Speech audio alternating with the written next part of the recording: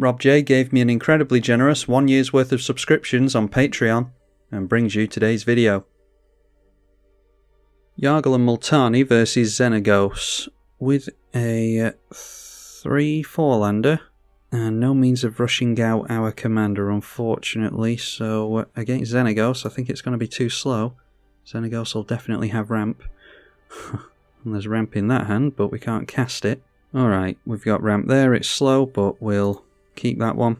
Get rid of a forest, and the Trailblazer's boots is going to be too slow against Xenagos, I think. Okay, Signing Blood ought to get us back into this. So Bloodstained Mire for a tap land.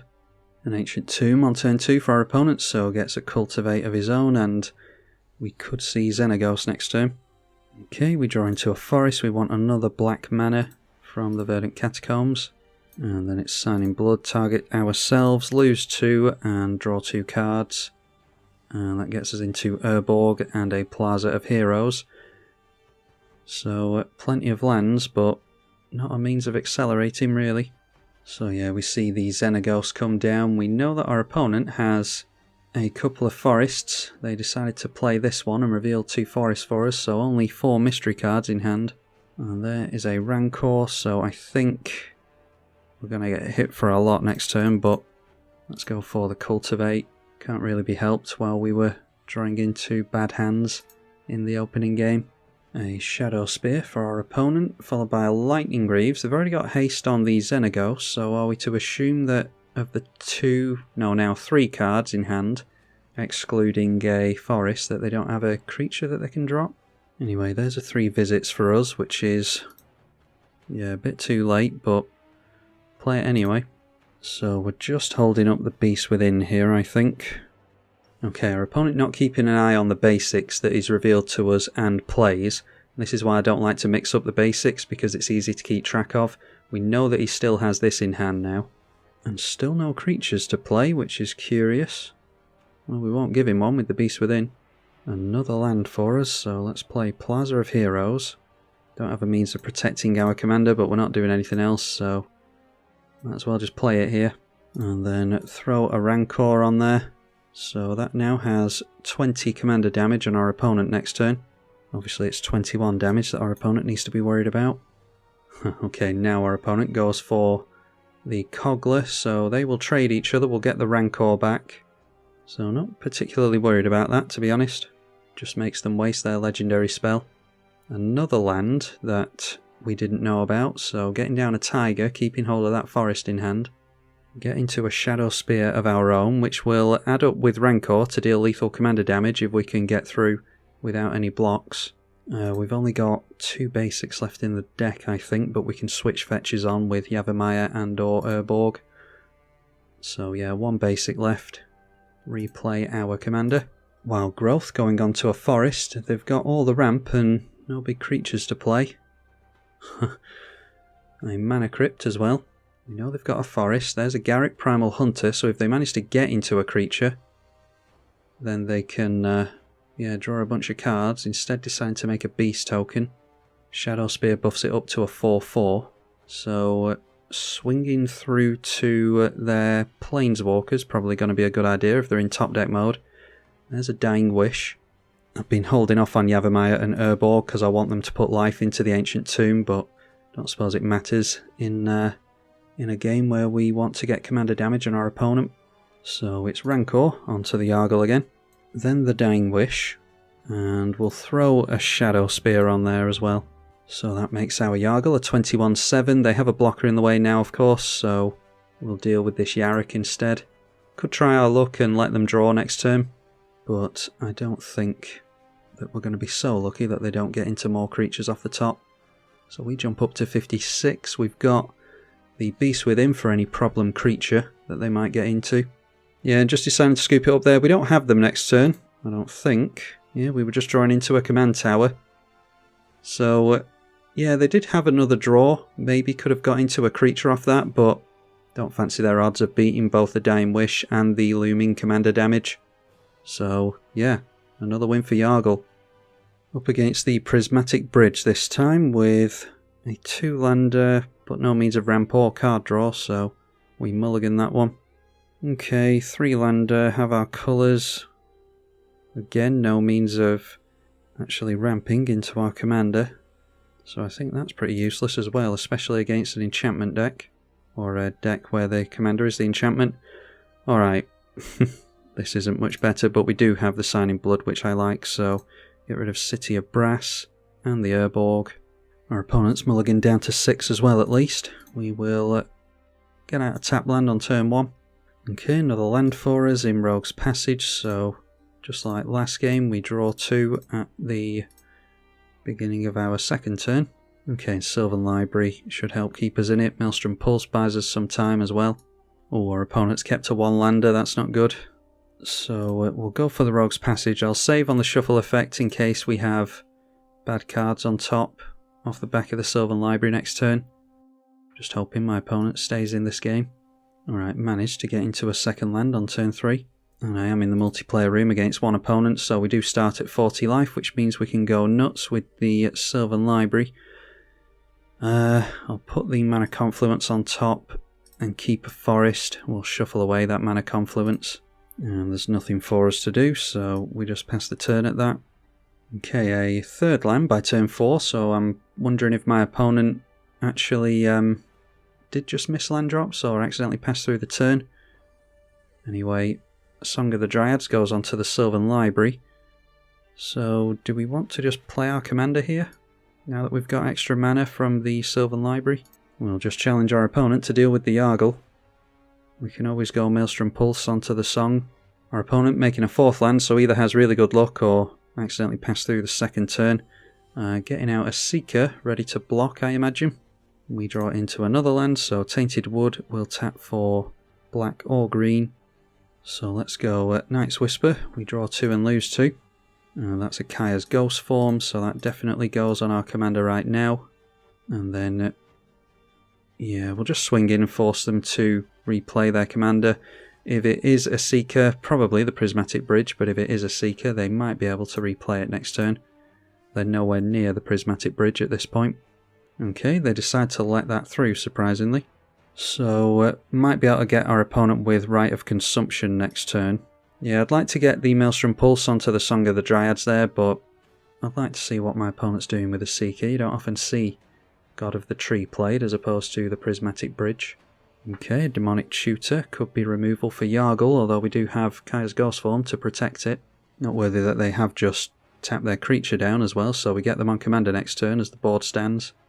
Alright, well, I'm not sure what my opponent's going to do here, because we've got the Rogue's Passage on them next turn. And yeah, they just decide to scoop. I'm not sure what they tutored for. I don't really know what they could go for. Holding on to the Song of the Dryads for our commander would have been the thing to do, although we did have an answer for it there anyway. We'll play another one. Facing Bruenor Battlehammer this time with a no-lander, or a 1-lander, but it's pretty useless. We will mulligan into, yeah, a decent amount of mana and some more card draw, so we keep that one. Let's get rid of the Murderous Rider, I think. We are on the play again, so drop ourselves a forest and probably aiming for the Grim Monolith next turn. We do need another source of black mana if we want to get into a fast Yargle. Sigarda's Aid, about as good of a turn 1 drop as this opponent could hope for. Nature's Claim onto that wouldn't be the worst, but I don't think we need that just yet. I think we're best getting down Grim Monolith. Okay, our opponent doing nothing on this turn could have a Thriller possibility or something. The Yavimaya Hollow can be turned into a Sol Ring. And that means that we can hold up the Nature's Claim here, so that actually is relevant. Play Read the Bones, scry 2, draw 2 and lose 2. Keeping 2 lands, do we do that? Yeah, I think I'm fine with that. Although we need double green for this, I think. Yeah, let's go Swamp on the bottom, Shizo on top. Alright, that gets us into a Necropotence. So maybe they're just after casting an equipment at the end of the turn. We'll see if they've got anything with the Sigarda's Aid. I don't think so. So I'll hold on to the Nature's Claim. No, okay, they were just waiting for us to pass priority. That is Sword of the Realms.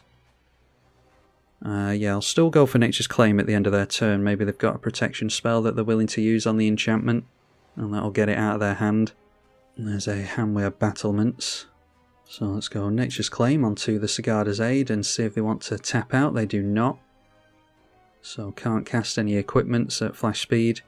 Alright, and there's another land that can get us triple black for the Necropotence, so get down the Shizo and we'll just play our commander here, I think. Won't be able to hold up Vines of Vastwood on it, but we'll test our opponent to have removal. Not going to use the Grim Monolith there if we don't need to, because we'll just have to untap it later. They did not have any removal to use on us. And yeah, after Sigarda's Aid getting taken down, they don't fancy their odds against the Yargle and Multani. Maybe missed a land for their commander. But not being able to cheat those equip costs is going to be pretty slow against ours. Play yet again. Playing against the ever popular and powerful Prosper. And yeah, we actually have mana in this game in the opening hand. Don't have to mulligan, so once again we are on the play. We've got more forests in the deck than swamps, so we'll go for the Polluted Delta and use that to fetch a swamp as opposed to a forest. This way it saves the number of fetchable targets for us for later in the game, just in case that's relevant. Arid Mesa shocks down a Blood Crypt, and then goes in for a Chrome Mox, so down to 5 cards in hand with that. Throwing underneath there and a Braid, and into Valky, God of Lies, so taking away our Kodama's Reach doesn't feel good. Oh, can it not take the Kodama's Reach? Oh, it's just a creature you take with this, fair enough. There is a Grim Monolith for a very fast Yargle. I imagine they'll have removal for our commander though. We'll test them on it next turn. Kodama's Reach. Go for one of each basic here. Our opponent plays a land and then goes for a Jesker's Will for a bunch of mana into the Goldspan Dragon. 2 cards left in hand. And we'll be able to generate 2 mana by the end of the turn with the Gold Dragon. Anyone else think it's funny that the Goldspan Dragon doesn't make gold tokens? I understand gold tokens are broken, but yeah, it's funny that they made those at some point and then backed out on them. Okay, Nature's Law, I don't think is of any relevance here. We'll go Grim Monolith, and that puts us on exactly enough mana for the Yargle. So we're testing our opponent to have some spot removal here. And we are going to have lethal commander damage on our opponent if they allow us to go for the Hunter's Prowess.